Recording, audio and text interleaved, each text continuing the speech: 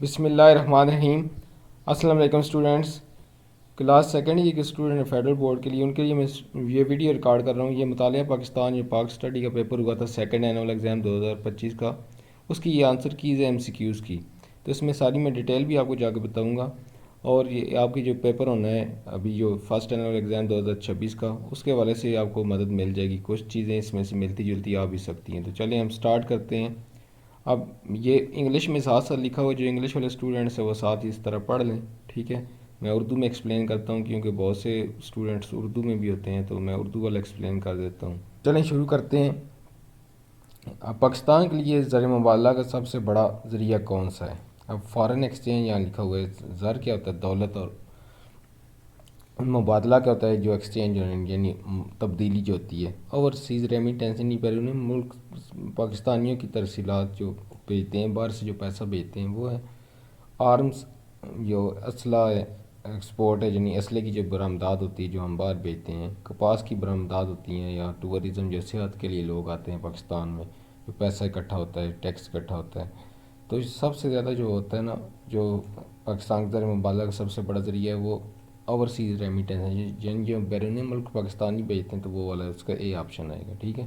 یہ ببل آپ اس طرح فل کرتے ہوتے ہیں، نہ آپ کی دائرہ خالی رہے نہ آپ کے دائرے سے باہر رہے، کیونکہ یہ آپ کے کمپیوٹر پہ پیپر چیک ہوتے ہیں، اس طرح جو ببل شیٹ ہوتی ہے، تو اس طرح آپ نے دائرہ یہ صحیح طرح فل کرنا ہے۔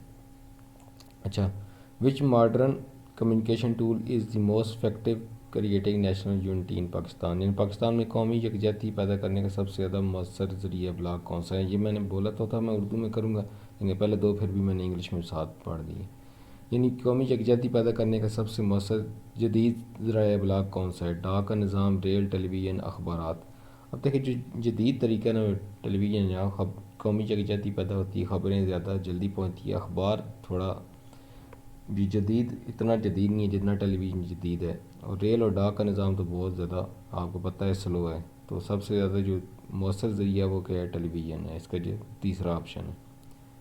اچھا آگے ہے، the ideology of Pakistan is based on, Pakistan کا نظریہ کس پر مبنی ہے؟ سوشلزم پر، سرمایہ داری نظام پر، جمہوریت پر، اسلام پر۔ آپ کو پتہ ہے پاکستان اسلام کے نام پر بنا، تو پاکستان کا نظریہ کیا ہے؟ نظریہ پاکستان کس پر مبنی ہے؟ وہ اسلام پر ہے۔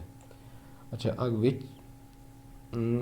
اچھا آگے پڑھتے ہیں، میں اردو میں، پھر انگلش میں ٹائم ویسٹ ہوتا ہے تو میں پھر اردو میں پڑھتا ہوں۔ کون سا واقعہ مسلمانوں کے لیے علیحدہ وطن کے مطالبے کا آغاز بنا؟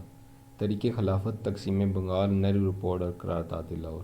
اب دیکھیں طریق خلافت وہ اور تھی، ٹھیک ہے۔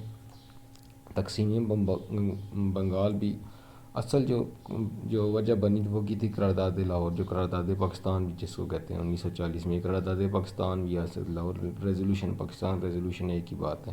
نہرو رپورٹ مسلمانوں کے خلاف تھی، بنگال تقسیم ہوئی تھی لیکن وجہ بنی تھی، لیکن جو مین جو مطالبہ تھا، جو مین مطالبہ کا آغاز بنا وہ قرارداد لاہور یا قرارداد پاکستان تھی، جس کو بعد میں قرارداد پاکستان کہا گیا۔ اس وقت قرارداد لاہور تھی 1940 میں، جو مینار پاکستان پہ ہوئی تھی 23 مارچ کو، جس کو ہم پاکستان ڈے بھی مناتے ہیں، ٹھیک ہے۔ اس طرح بھی بن کے آ سکتا ہے۔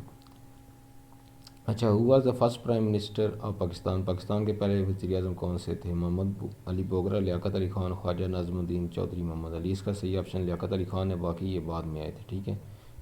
سب سے پہلے وزیر اعظم بنے تھے لیاقت علی خان تھے۔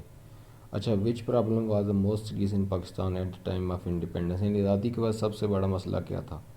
صوبائی تنازعات، صوبوں کے مسئلے یہ بھی تھے لیکن یہ کم تھے۔ معاشی بحران ضرور تھا۔ مہاجرین کی آباد کاری سب سے بڑا مسئلہ تھا، کہ لاکھوں مہاجر آ گئے تھے، ان کے لیے پھر رہائش کا انتظام کرنا، ٹھیک ہے، یہ سب سے بڑا مسئلہ تھا۔ یہ آپ انگلش والے اسٹوڈنٹ یہ ساتھ ساتھ انگلش میں لکھا ہوا آپ ساتھ پڑھ کے بے شک ویڈیو کو روک کے بھی آپ دیکھ سکتے ہیں۔ اچھا، which country help Pakistan in establishing the heavy یعنی mechanical complex at Taxila, Taxila میں ابھی میکینیکل کمپلیکس میں کس ملک میں مدد کی ہے؟ یہ چائنا نے پاکستان کی مدد کی۔ سعودی عربیہ، امریکہ یا ایران ہی تھا، یہ چائنا نے پاکستان کی مدد کی جو ہیوی میکینیکل کمپلیکس ٹیکسلا بنانے میں۔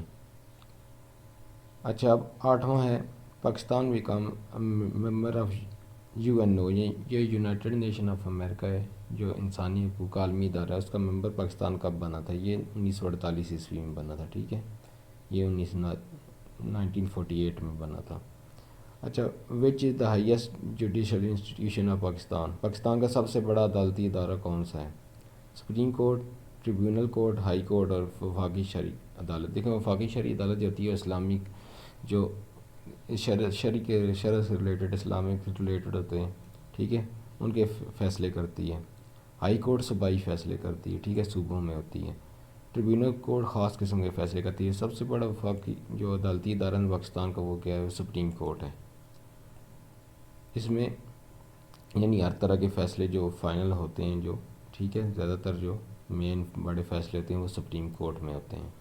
اچھا، which sector would benefit most of Pakistan develops hydroelectric dam? یعنی اگر پاکستان پان بجلی کے ڈیم بنائے تو سب سے زیادہ فائدہ کس شعبے کو ہوگا؟ یعنی ہائیڈرو کلورک ڈیم بنائے تو ظاہر سی بات ہے وہ توانائی کے شعبے کا فائدہ ہوگا، ٹھیک ہے. سیاحت، تعلیم و تجارت میں سب سے زیادہ فائدہ کس کو ہوگا؟ توانائی کو، انرجی کے شعبے کو.